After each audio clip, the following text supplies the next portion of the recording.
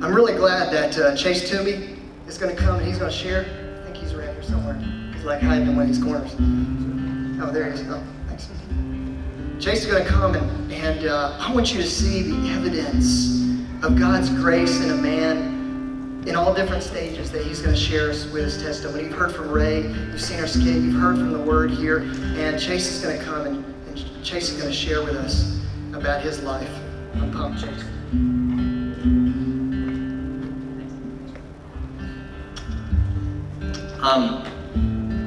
Todd asked me if I would share this on is it a Friday or Saturday?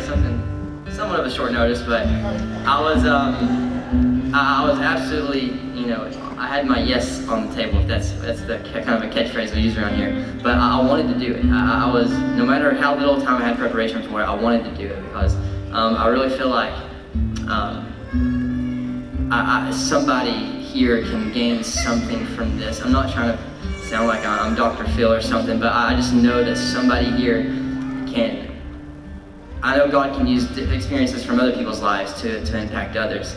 So I'll go ahead and just kind of start. I was that Todd's example at the end there that 6, 7, 8 years old, you get saved. I was born into church. Grandfather was a pastor, is a pastor. Raised in church my whole entire life, and it was at Camp Cherokee one year when I was young.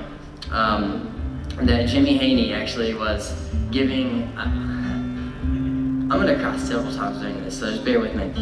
Jimmy Haney was actually giving a little, I don't even know if it might have been an improv sermon, trying to extend time for dinner or something. But he was just talking about, and the only thing I remember from that sermon or that message that he was giving to the group was, if God's knocking, you're gonna feel it. You're gonna feel God knocking at that door on your heart, and if that is the case, and you're gonna feel it, you're gonna know that what you need to do. I'll lose it immediately. I start bawling right there. My friend Garrett Hudson dropped beside me. He's like, dude, what's going on? Like, we're 6 years old. We don't know what's going on. But I swear I did. So I went and talked to my papa and Jimmy immediately after. And that day, I believe 100% that I got Jesus in my heart that night. But I wish I could say that was the happy ending. But it's not. Because when you're in elementary school, you don't really have a personal faith yet. You don't know what it means to really have faith in this God. I mean, yeah, I kind of understood what Jesus did. I knew the magnitude of it because I was that kid that if I saw a video of Jesus' crucifixion, I was a distraction to everybody because I knew the heaviness of it and I was just boohooing the entire time. I was that kid that it was a celebration for me if I didn't cry at the end of a church service during the invitation. I was so emotional, so I kind of knew the impact of what Jesus did, but I did not have that personal faith in the God of Jesus' Father. I didn't know what that meant.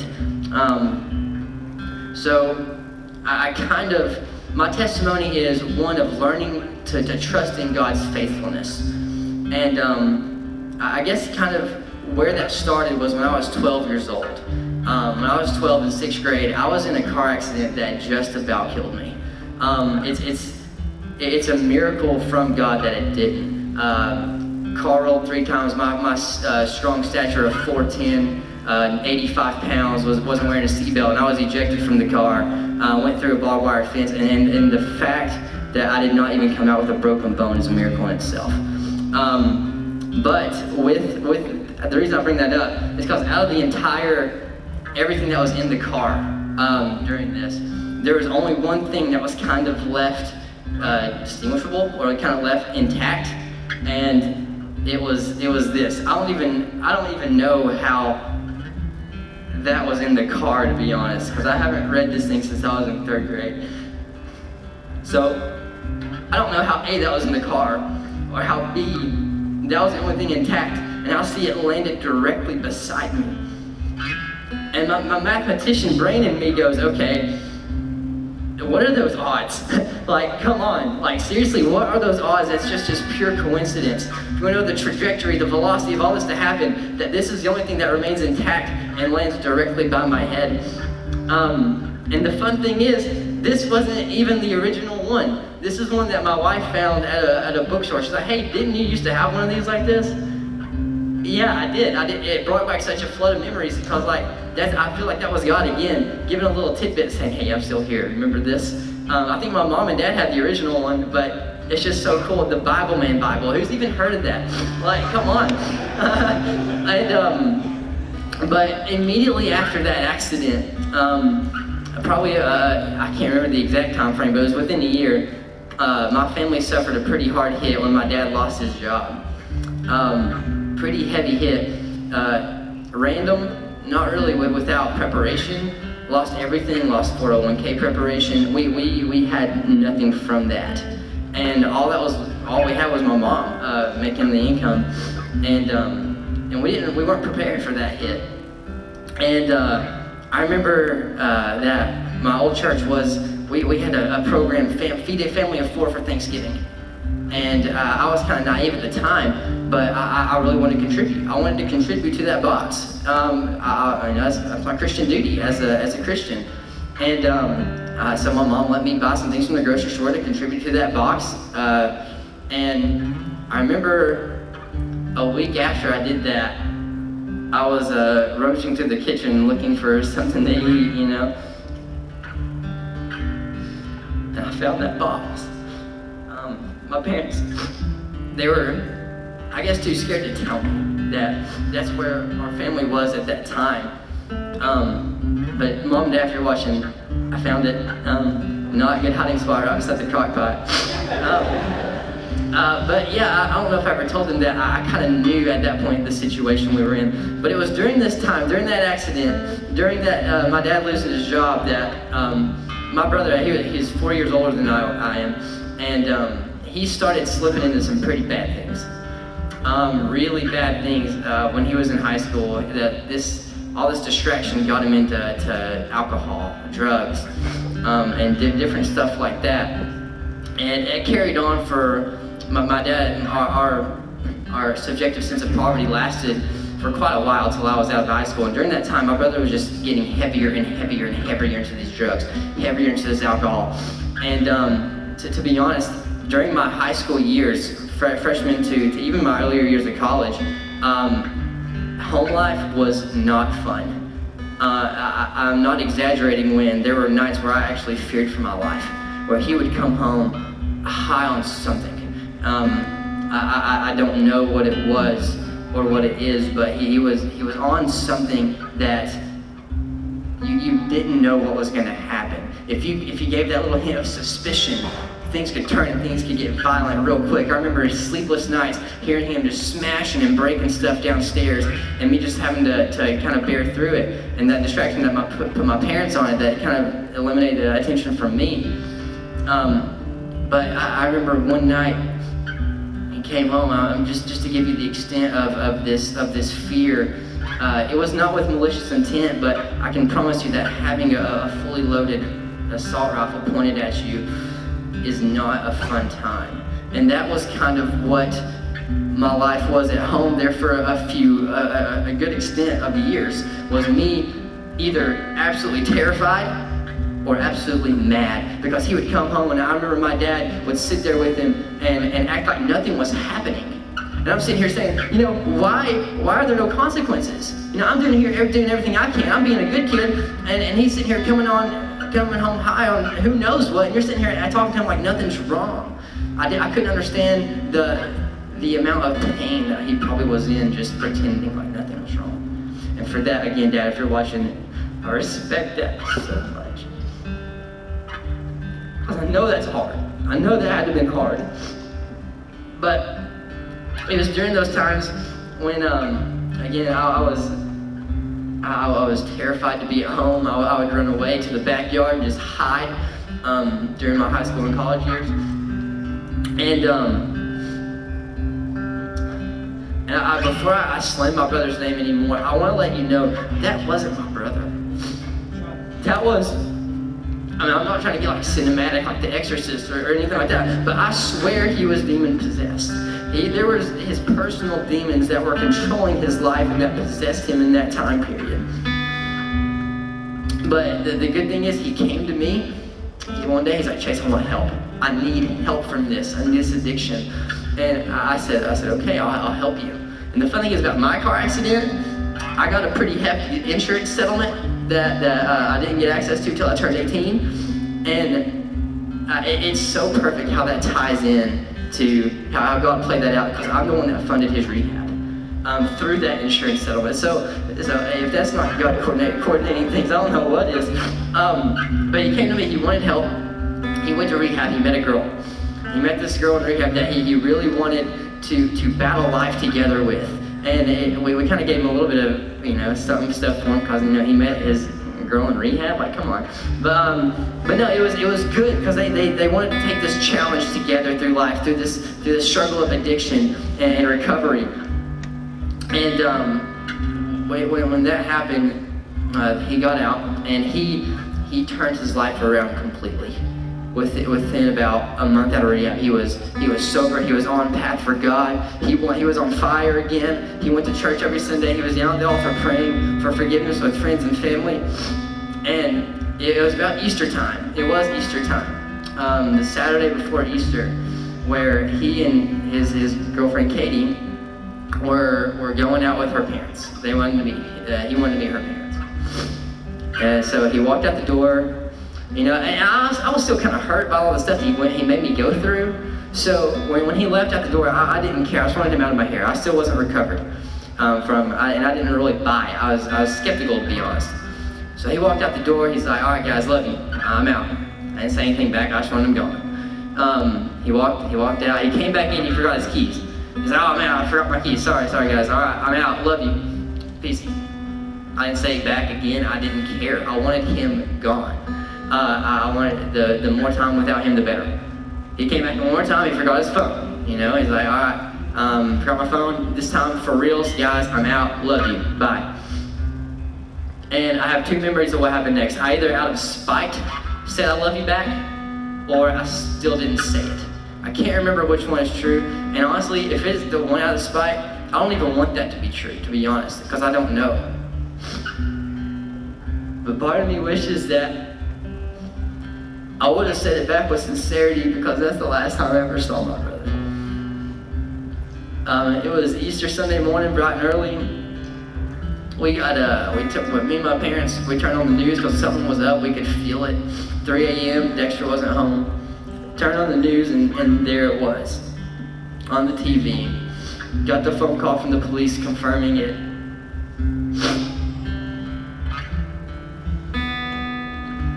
And yeah. So, and again, I strongly believe that as God saved me from my car accident, that I really believe God saved him from his. In the sense that, because I know that God saw all the struggles he was probably going to be going through for all of his life. I know God saw that, and he said, "You know what, this is the perfect time to call you home. Because you're in a good place, you're left. You can leave this earth with a good name and back on fire for me again. So I'm going to call you home right now." And I firmly believe that that's what happened. And I was kind of iffy about how what his salvation was like, because I had some questions. What was he saved? I didn't know. I had no idea. Well, even if he was saved, was all that forgiven? And then I remember my mom coming up to me about a couple of days later with a Bible she found that said, "Dexter saved on this date." I can't remember the date, but it's when he was younger. And we flipped to a verse that said, "If you repent for your sins, God removes it from his mind as far as the east is from the west." And I know that when Dexter went up to heaven, he probably asked God, "Are we good?" He was like that. He's like, "Are we good? What about all that stuff?" And I know God probably looked at him and said, "That's forgotten. Come in."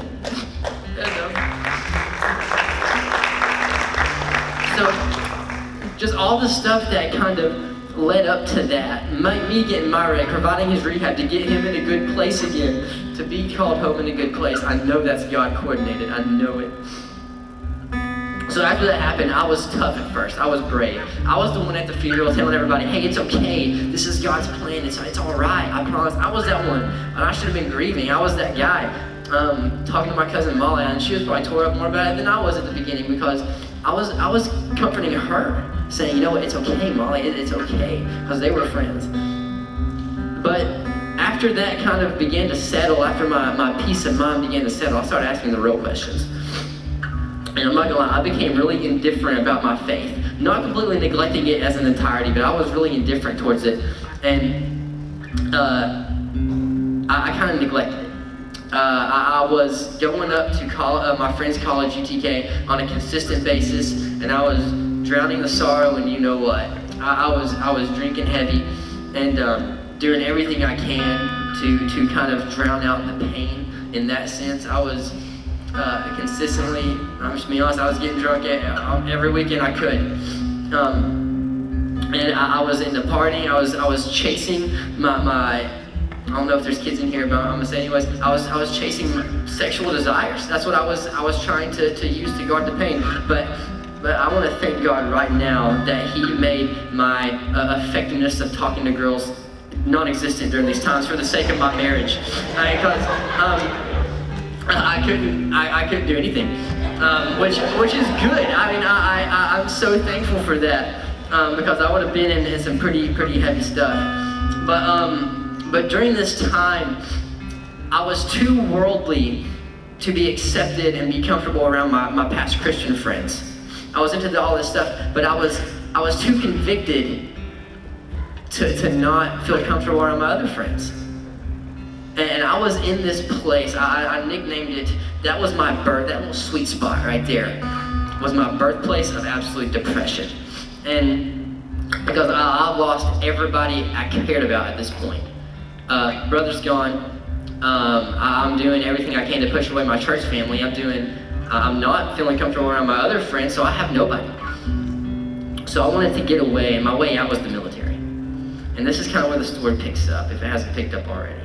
But during this time, Eric introduced me to Todd. He's like, hey man, you know, we're about to plant a church in Athens called, we didn't have a name yet. He's like, we're about to plant this church in Athens, and I really think this may be God, it was where God's calling you. And you know, I was heading to I was like, nah, I'm heading to the military. And that was promised a good job for about a year and a half. And at this time, my dad already accepted a new job, praise the Lord, in Florida. So he found a job, he was out of that struggle. So he was planning on moving. And the plan was that I was gonna get into the Navy. I'm shipping out immediately after I get accepted. They're in Florida, we're all living our separate lives. But I kept on getting rejected as the time went by. And I had one more shot. I remember before that last shot, I went up to Todd at public church. And this is what's absolutely unreal. Me and Eric introduced me to him and said, this is the situation. And the prayer was this. He's like, can I pray with you? I said, absolutely. He said, let's pray this prayer. If you don't get accepted this final time, if you don't make it to the Navy, then we're gonna ask God that He makes it apparently clear that you were meant to be here, remaining here in Tennessee to help plant the greenhouse. Or it wasn't even called the greenhouse at the time, but plant the church in Athens. I said, okay, that could, I guess that's gonna happen. But I was really banking on getting in because I got my surgery done, everything was right. But I went up to MEPS that last time, and I got permanently ejected, and my parents were already in Florida. I had no friends, I had no family here. And I had nowhere to go. Because I thought I was gonna stay in that hotel at MEPS until they shipped me out. But I was lost, beyond lost. So at that time I called my ex-girlfriend, and that way we were working on a relationship to get back to normal. And she came and got me, and we started working on our relationship right then. So I needed a college to go to. This is where things look on the up and up. I needed a college to go to because I didn't have a plan. So Lee University was the only college that was accepting rolling admissions. Like I could apply the week of class starting and I could get in. And that's exactly what happened. And I met this woman named Dr. Singletary, and I swear she was an angel sent from God. I know for a fact. Because I went in there, and to her advisory, she was helping me make my schedule, my life plan, my college plan. And she said, what's your major? I said, I want to go for engineering.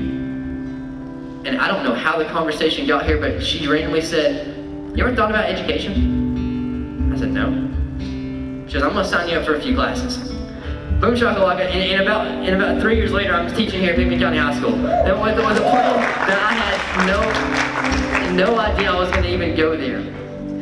But I can tell you right here, that if this path in my life, all this struggle, all this straying away from God, He has been throwing little hints saying, "I'm still with you. I'm still here." And it took that Him bringing me to the bottom to realize that I actually needed Him most. And He's like, "You want to learn about what faith is? Then I'm going to drag you right here. You're going to learn through application." That's what us math teachers say. You're going to learn through trial. We're going to do it, and you're going to learn to have faith in me by having no other option but to have faith and trust in me. And that was my only option. That's what I did. I gave it all to God, and I made it through university. I got a job here, and through that experience, through public church and the planting of this Athens church, through the Humberts, my wife actually got saved through that whole experience. And it's just having God, I'm sorry. It makes me so happy because I know that I was in a place so undeserving of God's faithfulness, but He said, "You know what? I'm going to extend it anyway." And I'm here to tell you that if you may think that God's not with you in this moment of life, He's there. If you're making it, I feel like we have two stories on our lives. It's the story we write for ourselves and the story that God's writing for us about ourselves. And I feel like during these times of coincidence, that's God saying, "Hey, I'm still here. I'm still writing your story. We're kind of still in the same path. And through all your stuff that you're doing wrong, through all those things that you should not be doing, I'm still right here making this path with you. You just can't see it because you're not looking for me." But I know that God's right there with His hand extended, waiting for us to grab it. He's not going to grab it for us. He's just going to offer it there the entire time. He's saying, "Hey, I'm here. Here's this little clue that I'm telling you I'm still here. I'm just waiting on you to come to me." And I know that's what He does. I know that's where He is, and that's where He's been. So thank you for letting me talk about this and just share that. And if you don't mind, I would like to just pray us out into this time of worship. God, thank you so much for being the God who you say you are in your word. Thank you for sending your Son to eliminate all debts for us if we choose to accept that. God, thank you for being a God of promises that never fail, promises that always hold true. And God, thank you for being there in our messes. Thank you for being there. You may be behind us cleaning up our stuff, or in front of us clearing out the way, or both at the same time. I don't know, but you're there, God, and thank you so much for never leaving our side. And God, if someone may be in that position of not being able to see you right here at the moment, God, I pray that you clearly show them something that they need to see, because God, you know what they need to see in order to believe that you're still there. And God, in that moment of you just showing your existence, that you're still right there, God, show them the need that they need for you, God. That show them the need that they need to reach up and grab that hand that you're offering out. The hand that extended to Peter as he was drowning, God. Show them that hand when we lose faith, so that we can reach up and grab it and walk on that water again, God. God, thank you for being there when we think you're absent, God. God, I pray that this worship is pleasing to your ears, that we don't only just sing from our mouths, that we sing from our hearts.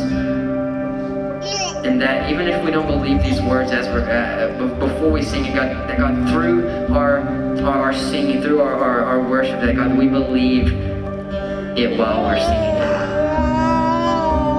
God, be with us in this time of worship. Thank you for the greenhouse. Thank you for everything you've given me and rescuing me from my terrible ways, God. Thank you for still working on me. And thank you for still working on everybody else here, God. That you're not giving up.